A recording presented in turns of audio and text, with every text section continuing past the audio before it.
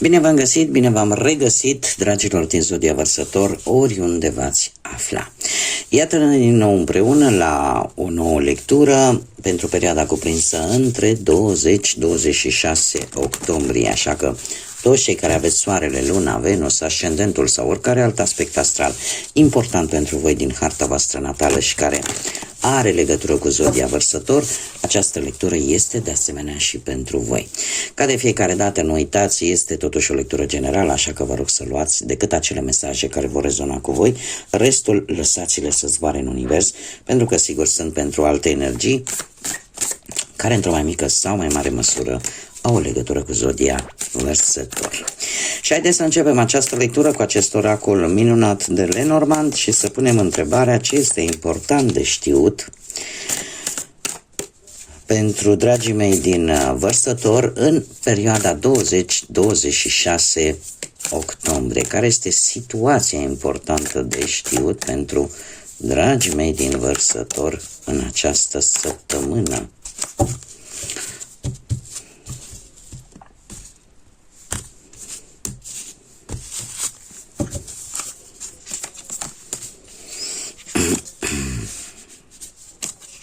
Da? Interesant. Uite aici, trebuie să facem o mică delimitare. Începem mai întâi cu doamnele. Da? Cu toate că diferențe foarte mari nu sunt, dar eu trebuie să-mi fac datoria, da? Mai ales cu acest oracol care e total diferit de tarot. Pentru doamne, deci, începem cu voi, dragile mele. Voi se pare că sunteți pe punctul de a vă atinge un anumit obiectiv, da? Nu știu, a avea parte de acea recunoaștere publică, de a avea parte de acea victorie, de acea reușită și de a vă valorifica, poate, punctele voastre cele mai puternice care pot aduce un rezultat pozitiv relaționat cu ceva stabil, că este un job, că este o casă, că este orice, poate să-ți aducă stabilitate. Iar pentru asta voi, doamnelor, veți avea acest, veți avea parte de acest succes. Da? Cumva vă veți pune în valoare abilitățile pe care voi le aveți pentru a obține această siguranță, pentru a obține această stabilitate, da? Și a ajunge acolo unde voi v-ați dorit cel mai mult. Acum, revenind pentru domni, da?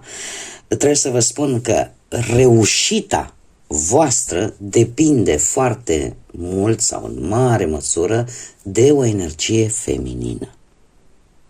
O energie feminină apropiată vouă, care va aduce o anumită reușită, vă va ajuta să vă atingeți un obiectiv și pur și simplu vă va ajuta să aveți un rezultat pozitiv în obținerea unei stabilități sau acea senzație de siguranță. Stabilitate la fel, asta e la modul general, poate vis-a-vis de o locuință, vis-a-vis de o relație stabilă, vis-a-vis de un loc de muncă stabil, dar apare această implicare feminină pentru domni. Haideți să vedem acum ce ne spune și tarotul. Ce vine pentru dragii mei din Vărsător în săptămâna 20-26 octombrie, atât pe plan profesional, financiar sau sentimental.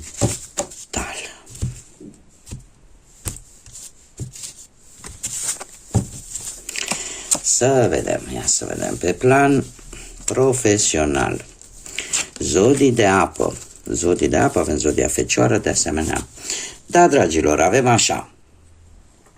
Zodiile de apă, Rac, Pești, Scorpion, care ori pot simboliza, dacă aveți vreun ascendent în aceste zodii de apă, sau o energie probabil cu aceste cu legătură cu aceste zodii.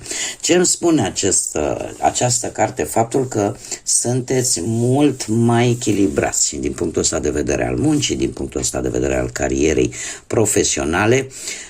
Sunteți, eu aș zice, dacă voi aveți un ascendent, de exemplu, într-o zodie de apă, indiferent cât de dificilă poate fi o situație la locul de muncă, cumva sunteți mult mai calmi, mult mai măsurați, mult mai toleranți, dar în același timp foarte diplomați. Da? Nu veți acționa așa fără să vă gândiți cu temei înainte. Dacă vorbim de o altă energie, putem vorbi de cineva care, cum să spun eu, posibil cineva mai în vârstă ca voi, care ori vă poate ajuta să găsiți ceva de muncă, ori pur și simplu veți avea o relație foarte bună chiar, sau chiar se poate îmbunătăți relația cu această persoană în această săptămână. Treiul de cupe, mă scuzați, vine cu un ambient mulțumitor din punct de vedere profesional și de faptul că poate mulți dintre voi aveți și șansa de a celebra poate un nou job. Da? Apare și pusnicul zodia Fecioară, care îmi spune totuși că pentru cei care acum se pot gândi, dom'le, vreau să schimb jobul, nu este un moment tocmai propice pentru a face acest lucru. Cel puțin în această săptămână. Da? Sunteți totuși, eu aș spune mai ales pentru cei care lucrează în medii zgomotoase și care pot avea probleme ceva cu nu știu cum să spun eu, în medii zgomotoase unde numărul de decibeli este foarte ridicat, e posibil să aveți ceva probleme. Îmi cer scuze, e posibil să aveți ceva probleme cu partea asta a urechii către sfârșitul de săptămână, așa că posibil să fie nevoie, da, de câteva zile libere, poate, sau pur și simplu să apară ceva probleme cu urechea și să fie nevoie să stați un pic mai izolați așa. Iar pentru că acum nu toată lumea va avea această problemă, eu îmi fac datoria să vă spun, mai poate fi și pur și simplu o stare de prudență. O stare de prudență în ceea ce privește ori cariera voastră profesională, ori cea actuală, locul de muncă sau afacerea pe care voi o aveți. De ce? Pentru că e posibil să apară niște informații. Niște informații care probabil se considerau pierdute, dar care ele vor apărea și va trebui un timp în care să le studiați în amănunt, să vedeți exact cu ce vă pot ajuta aceste informații și în ce măsură vă pot ajuta pe voi. Mergem mai departe, pe partea banilor. Pe partea banilor avem zodii de pământ, Taur, Fecioară, Capricorn și zodia Berbec. Ei, dragilor, vis-a-vis de posibil ori să aveți un ascendent într-o zodie de pământ, cum am mai spus, Taur, Fecioară, Capricorn, pentru că în cazul acesta voi vă veți da seama de un lucru important relaționat cu o situație legată de bani. Poate e vorba de un împrumut care ar fi trebuit, în mod normal, poate să-l recuperezi sau cineva vine să-și ceară un împrumut și sunteți un pic în dilemă. De ce? Nu o să vă grăbiți nici să dați, nici să luați cu acest cavaler de monede, pentru că știți că poate trebuie să primiți anumiți bani și din alte locuri și atunci faza asta cu împrumutul, mai ales dacă aveați în plan să cereți împrumutul, nu vă grăbiți să o luați, pentru că vreți să fiți mai întâi siguri de cum stau lucrurile. Dacă vorbim de un împrumut care vi se cere, da, cineva să vină să vă ceară un împrumut, de asemenea nu o să vă grăbiți. De ce? Pentru că există, cum să spun eu, nu știu, poate să implice într-adevăr și un compromis aici, care nu știu eu cât de tare o să vă placă, nu știu cât de tare o să fiți de acord cu el.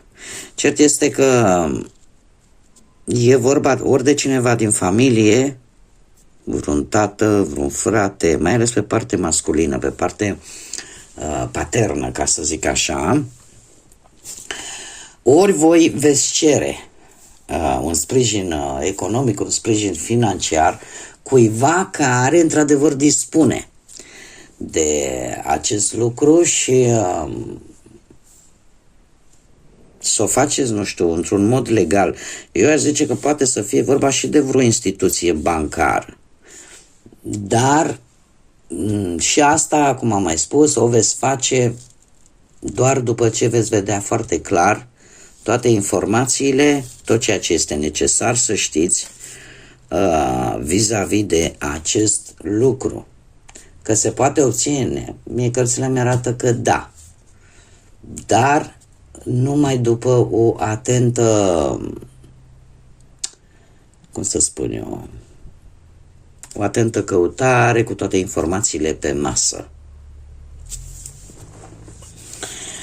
Și vis-a-vis de ideea că cineva din familie să vină totuși să vă ceară vouă o anumită sumă de bani, veți fi precauți. De ce? Pentru că știți cumva, bănuiți cumva sau aveți certitudinea chiar că acei bani e posibil să nu îi vedeți înapoi.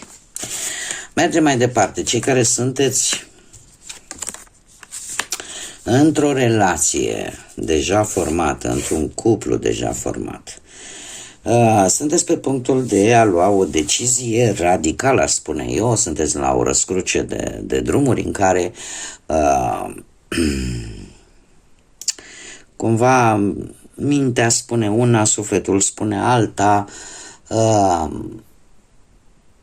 există o problemă internă, spune, în care voi trebuie să schimbați niște lucruri. Să schimbați poate modul în care vedeți relația voastră, în care acționați vis-a-vis de relația voastră.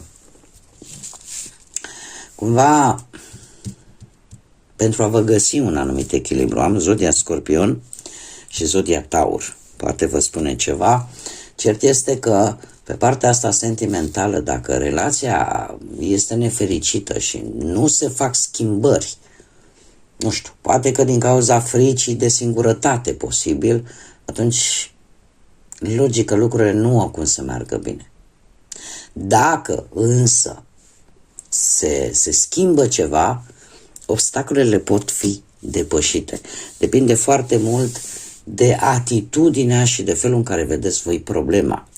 Avem Marele Preot care îmi poate vorbi în primă fază de totuși de o stabilitate, da? În care la un moment dat unul dintre voi se va pune și în locul celuilalt. Da? Și atunci poate înțelege mult mai bine cum să spun eu, cam cum stă treaba și unde trebuie lucrat, probabil, în relație. Nu este un moment foarte bun, totuși, în această săptămână să se vorbească despre divorțuri, despre despărțiri, chestiuni de genul ăsta. De asemenea, preotul mai poate spune și un alt lucru. Orică veți cere sfatul unei persoane în care voi aveți încredere și care ar putea să vă dea anumite răspunsuri, de moment, din ce văd eu aici, este un tumult, ca să zic așa, o furtună mai mult la nivel mental. Mie nu mi-apar aici cupe. Da? Este vorba într-adevăr de o transformare care are loc în interiorul vostru și de acea idee, domne, nu pot să stau numai în genunchi. Și nu vă gândiți la prostii. La modul spiritual, atunci când ești nefericit într-o anumită relație, asta înseamnă că posibil ca tu să faci mult mai mult decât primești. Așa că această săptămână pentru voi va fi una de, cum să spună, de o gândire mai profundă și de acea idee, domne, ia să schimbăm rolurile, ia să vedem fiecare cum percepe această relație. Pentru că e nevoie de o schimbare major, ca ea să poată să funcționeze. Mergem mai departe, cei care sunteți singuri, mare atenție în această săptămână, ori cineva vă fură inima, cineva vă fură atenția. Este cineva care vă tot urmărește de ceva vreme și care își dorește, probabil, o întâlnire în doi. Dar, totuși, nu cădeți în plasă, avem deja doi șeptari care ne vorbește de înțelepciune, de inteligență, de evaluare, da? Și de simț de observație. Nu vă lăsați înșelați de aparențe. Nu începeți din prima zi, hai să-mi fac vise, hai să-mi fac iluzii, hai, luați-o pas cu pas. Pentru că e posibil să, nu cumva să vă îmbătați cu apă rece. Da, dar mie mi se anunță aici o întâlnire, o discuție, un tet-a-tet. Da, o discuție așa mai, chiar dacă nu e neapărat o întâlnire, este un dialog.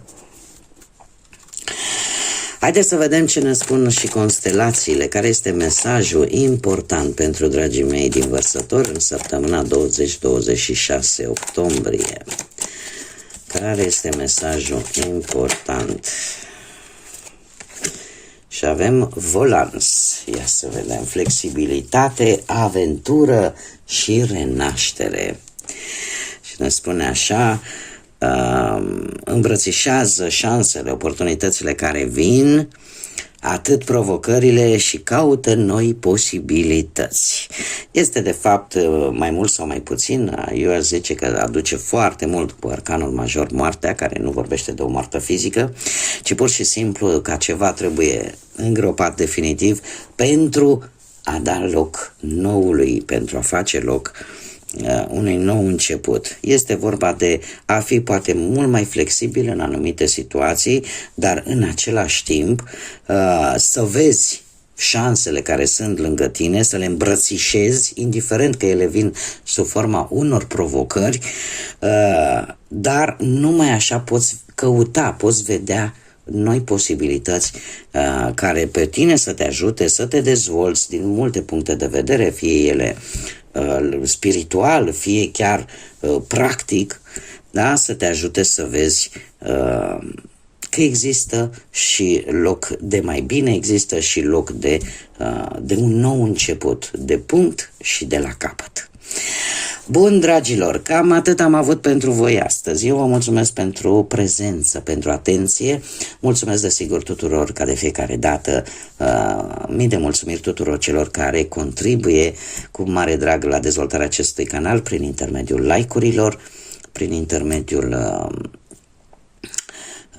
comentariilor, distribuirilor, a faptului că vă abonați, care toate aceste lucruri sunt gratuite, nu costă absolut nimic.